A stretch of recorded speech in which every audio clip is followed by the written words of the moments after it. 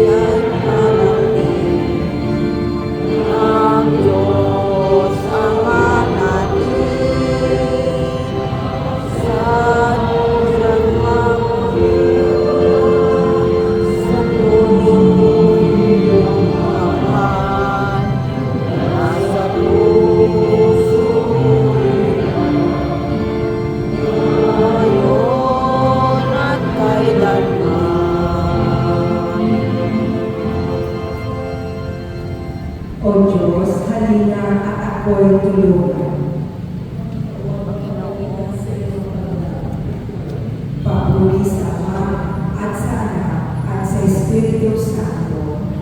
Para noong una, ngayon at magpasawalang hanggan. Amen.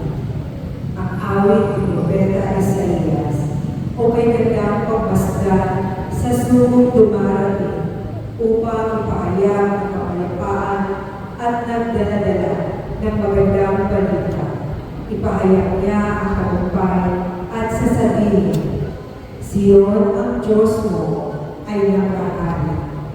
Narito, sisigaw at babantay dahil sa dala. Sama-sama silang aawit. Makikita nila si Yahweh na babalik sa Sion. Magsiawit kayo, mga buong pader nitong Jerusalem, sapagkat inaliw ng Diyos ang hinirang niyang bayan. Iniligtas na niya itong Jerusalem. Sa lahat ng bansa, makita ang kanilang pangailaw, natanda ng kalapasan, at ang pagliligtas sa ating Diyos, iyang makakaya. Papuri sa Ama at sa Anak at sa Espiritu Santo. Kapara nung una, ngayon at magpasawalang hanggan. Amen. Magsiyon po ang lahat.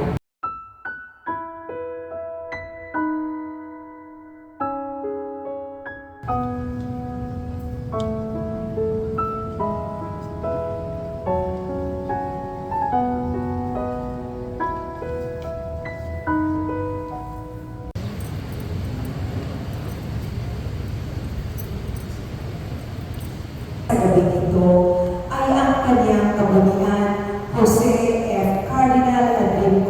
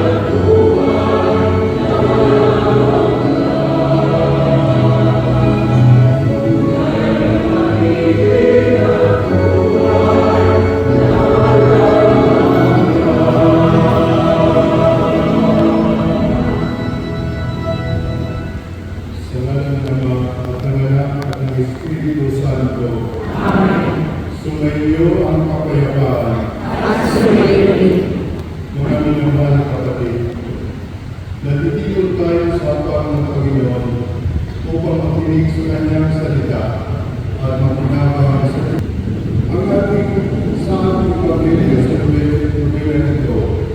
Nagpakita si Jesus sa Kanyang mga disipulo sa ikatlong pagkakataon.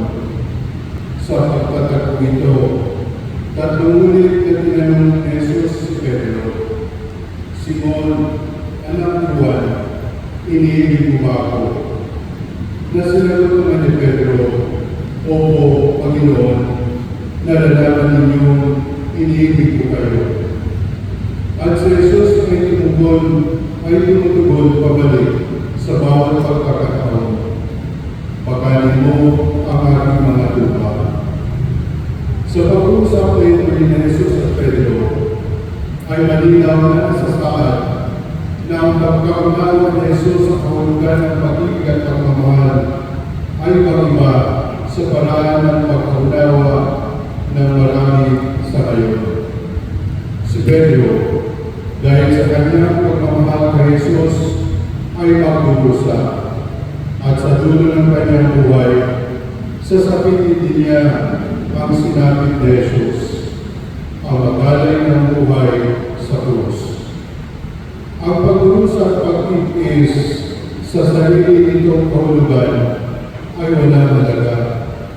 Ngunit kapag ang pagdurusa at pag-ibig ay bilang sakripisyo dahil sa pagiging at pagmamahal sa iba, nagiging puka ito na pinagmumulan ng kabanalan at biyaya. Sa pagpapatuloy ng isa na ito, dalawin natin ang ating sarili. Ang commissioners, mga minamahal na kapatid kay Kristo, isang malaking biyaya para sa atin ang makasama kayo sa ikalimang araw ng inyong nobinaryo kay San Antonio. Salamat sa inyong komunidad sa pag-anyaya sa akin. Ngayon pa lang ay nais ko nang ipabot ang aking mainit na pagbati ng maligayang kapistahan sa inyong lahat. Let us reflect on the gospel today. As Jesus gives Peter the mandate to minister to the church and to tend the flock, he prefaces it with a question of love. Peter, do you love me?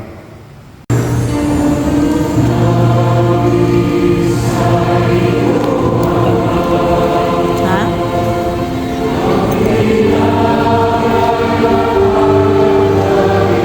Sabi ko na sa iyo,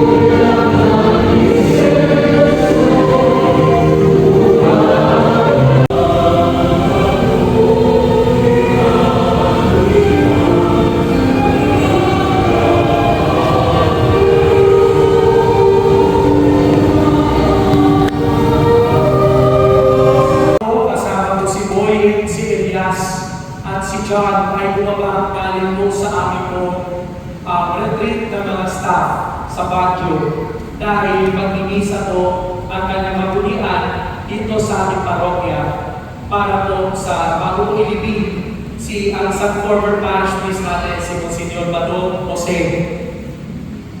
Sabi namin ni Kuya Boy, ang bilang kanyang kaya ang San Antonio de Padua sa kanya, mahahanap namin ang tunay na pag-ibig.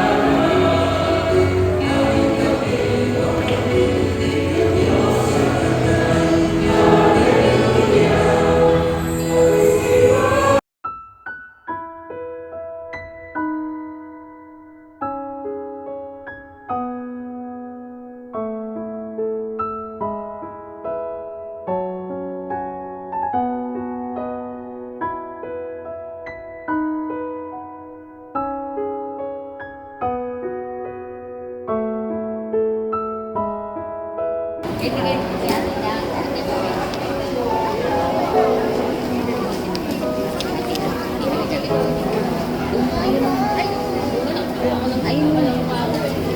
next time.